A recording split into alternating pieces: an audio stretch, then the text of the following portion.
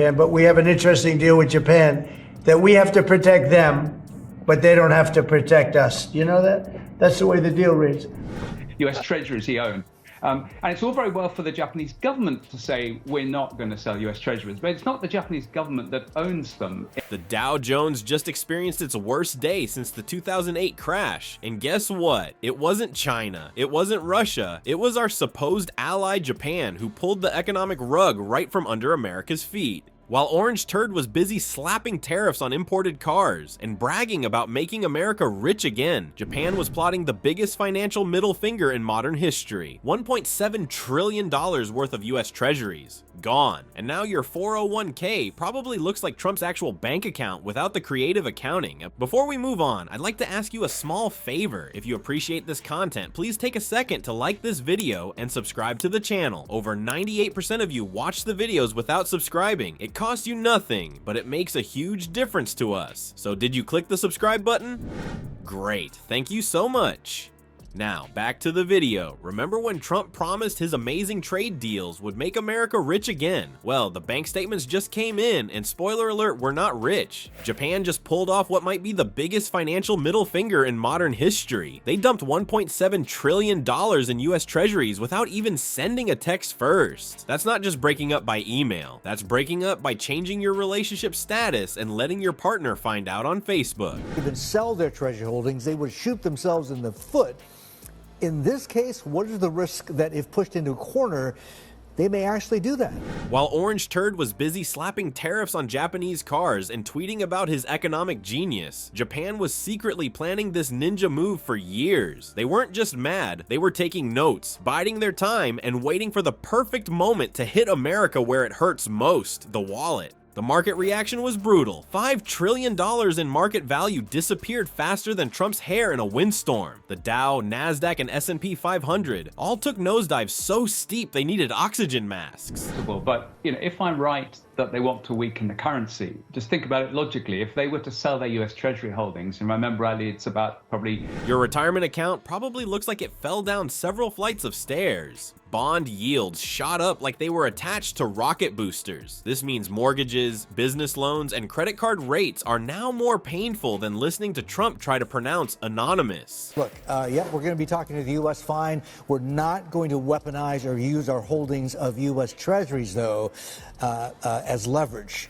Getting a house loan today costs about as much as Trump spends on fake tan spray in a year. But Japan didn't just dump our treasuries. They took that money and invested it in Chinese, Indian, and Southeast Asian bonds instead. Their reserves in yen and rupee increased by 40%, while their USD holdings were slashed from 54% to 35%. That's like your prom date ditching you for the entire football team and then posting the pictures online. This wasn't some random decision. Japan had been quietly seething over Trump's EV taxation policies, accusations of yen manipulation, and general treatment of Japan like America's economic punching bag. We know pause those reciprocal tariffs. There was about a 24% reciprocal tariff that was going to go on Japanese goods. That's not happening just as of yet. They literally warned the US to stop taxing our EVs, stop manipulating the yen, stop treating us like the junior partner. But America didn't listen. The real kicker, Japan didn't need threats or sanctions to hurt us. They just stopped buying our debt and redirected $300 billion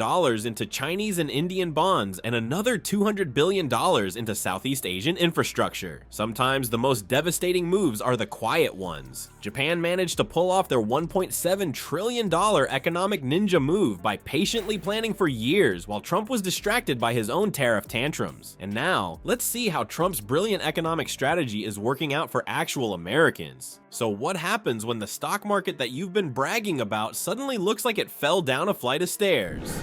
Trump happens, that's what. Trump's reaction to Japan's treasury dump was exactly what you'd expect from a toddler who just had his favorite toy taken away. A complete meltdown. While most presidents would call for calm or come up with a plan, Trump instead went on a 3 a.m. tweet storm calling Japan ungrateful and threatening even more tariffs. Because obviously, the first round of tariffs worked so well. I think Japan is actually the bigger problem, and I don't think China was selling for exactly the reason I explained over the last couple of weeks US Treasuries. His advisors tried to explain explained that picking more fights with Japan would only make things worse. But trying to explain economics to Trump is like trying to teach quantum physics to a goldfish. The man can barely understand how umbrellas work. You think he's going to grasp international finance? The White House was total chaos, releasing 3 completely different statements in one day. First, they blamed China for manipulating Japan, classic blame game. Then they claimed the market crash was fake news, of course. US Treasuries he owned. And it's all very well for the Japanese government to say, we're not going to sell US Treasuries, but it's not the Japanese government that owns them. Finally, they admitted there was a slight adjustment in the markets. Slight adjustment. That's like calling a hurricane a slight breeze. Meanwhile, Orange Turd seems completely blind to the fact that his own tariff policies triggered Japan's move in the first place. It's like poking a bear and then being shocked when it mauls you.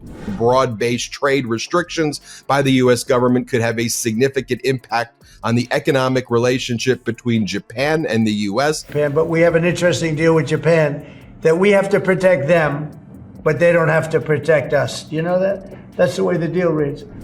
His infamous 25% tariff on imported cars hit Japan particularly hard, affecting over 6 million vehicles and basically declaring economic war on one of our closest allies. Significant impact on its economic relations with the United States and on the global economy because of tariffs announced by Donald Trump. But the final straw was when he extended tariffs to pharmaceuticals. That's what finally pushed Japan to execute their Treasury dump plan they'd been quietly developing since Trump's first term. They warned us, but Donnie Diapers was too busy bragging about the stock market to listen. Trump's fury is actually the perfect cherry on top of this irony sundae. His own policies created the very crisis he's now raging about. He lit the economic house on fire, and now he's mad that it's burning. And now for the truly painful part, what this all means for regular Americans who are watching their retirement accounts vanish faster than Trump's witnesses. Your 401k is taking a beating, mortgage rates are climbing, and the economic pain is just beginning, all because Grumpy Trumpy doesn't understand how global economics works. So there you have it. That money starts to get repatriated to Japan.